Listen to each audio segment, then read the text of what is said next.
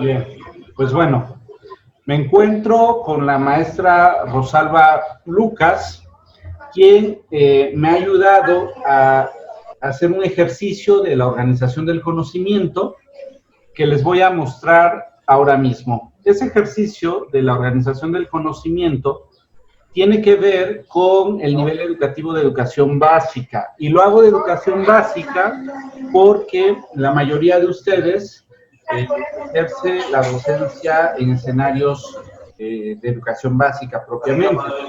Este ejercicio que realizamos es de primer grado en la asignatura de matemáticas y con un tema que se llama secuencias numéricas. Escribimos que los conocimientos previos del infante es el conteo del 1 al 30 y el tema, secuencias numéricas, radica en que el niño en un primer momento reconozca la progresión numérica.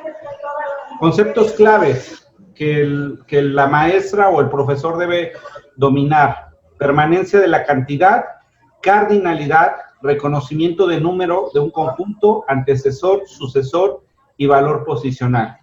Consideraciones teóricas del conteo. Jean Piaget mencionó que el conteo es una habilidad del pensamiento matemático que el niño va a desarrollar.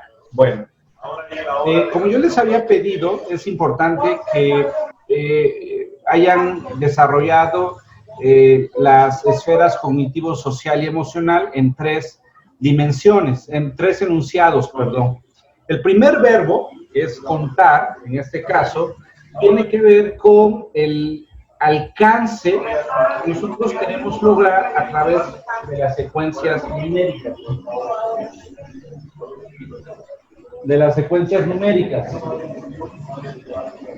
Ok.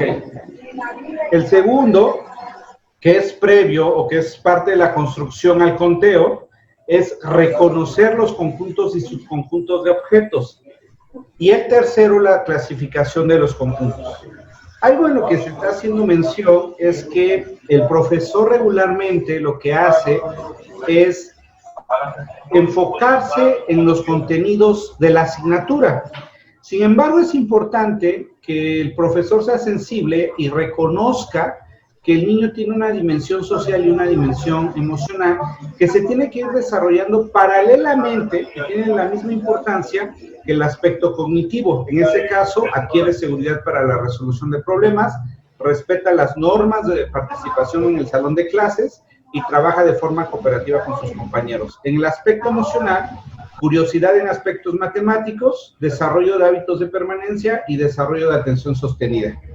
Voy a dar el paso a la maestra Rosalba para que ella pueda explicar toda la fundamentación teórica y metodológica que el profesor o profesora que va a abordar este tema con los niños debe tener. Adelante, maestra Rosalba. Bueno, sí, bueno, voy a compartirles una diapositiva y propiamente lo que nosotros tendríamos que ir trabajando o ir tomando en cuenta es precisamente lo que ya bien decía Jaime, ¿no? Que nos iba poniendo como esta cuestión de Piaget. Como para Jean Piaget el número no era una realidad externa, sino que es algo que el niño va absorbiendo conjuntamente desde su nacimiento, ¿no? Aquí podemos ir viendo cómo nos decía este mismo autor que precisamente las matemáticas estaban en toda nuestra vida desde que nacemos, desde que nuestra mamá nos dice cuántos años tenemos, desde que vamos saltando con ella y vamos contando 1, 2, 3, y así sucesivamente vamos adquiriendo como este pensamiento matemático. Pero también este pensamiento matemático que vamos adquiriendo desde muy pequeñitos, vamos teniendo como esta misma circunstancia donde el niño, a pesar de que es pequeño, les voy a enseñar como una muestra de que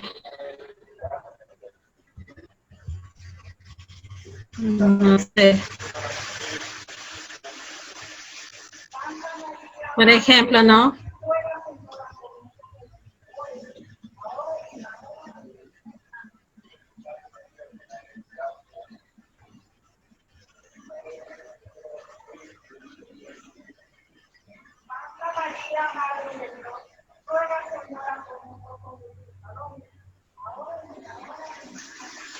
Bueno, ¿qué es lo que podemos percibir en el video?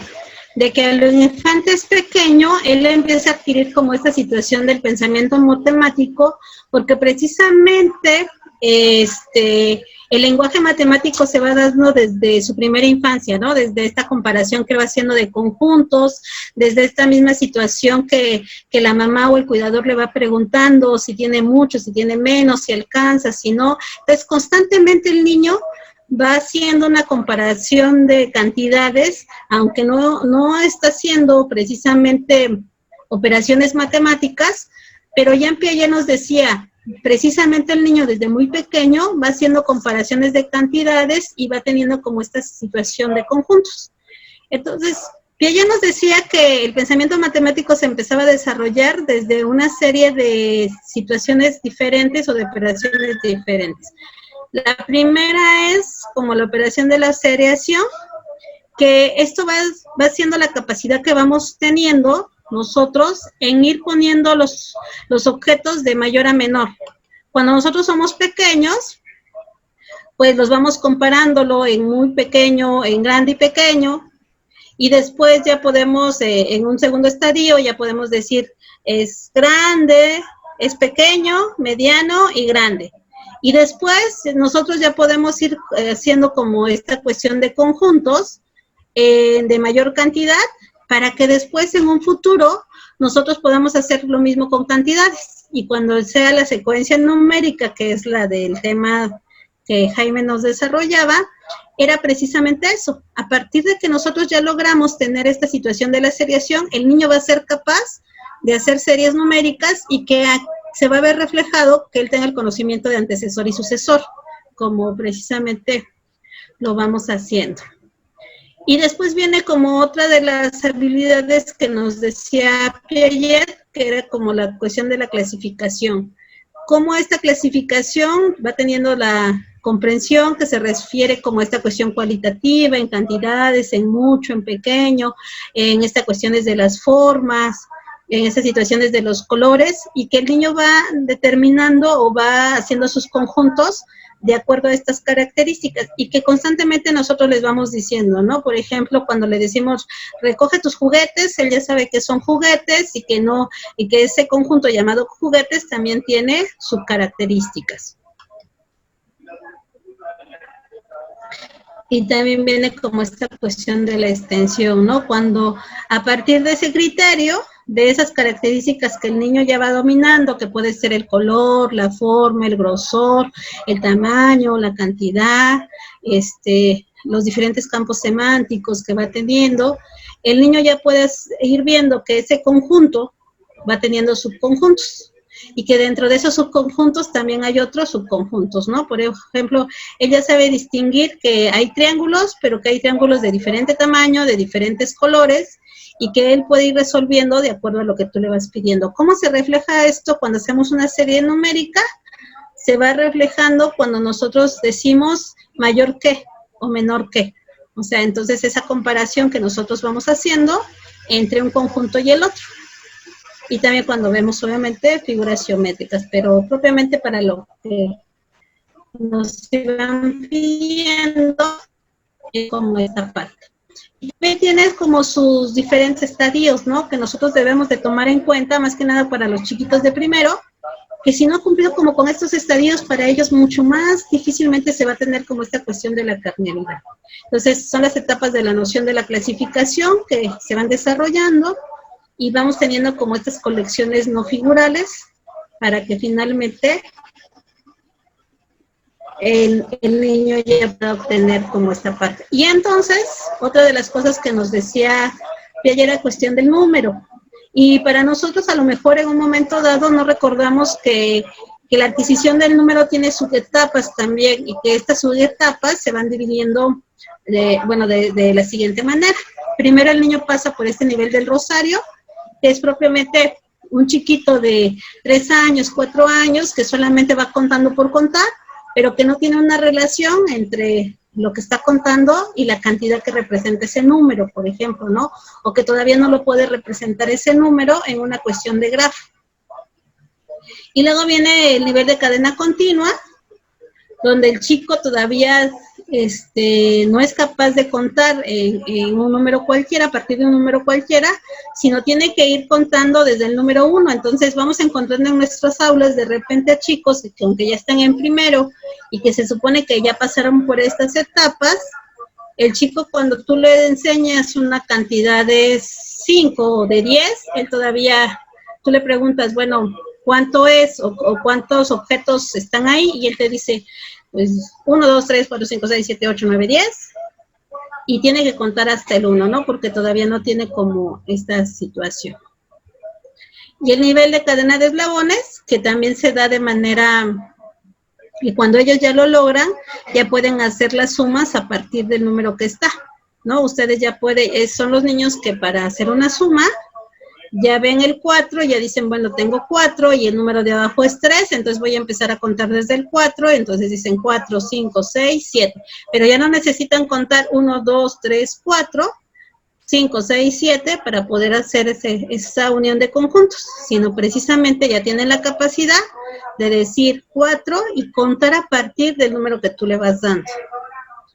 Y luego viene el nivel de cadena terminal, que el niño ya es capaz de considerar los números de la cadena como entidades separadas y ya puede contar tanto de derecha a izquierda, bueno, como del 1 al 10, como también en manera descendente, partiendo del 10 y llegar hasta el 1, ¿no? Entonces, ese niño ya no necesita ninguna situación concreta y demás.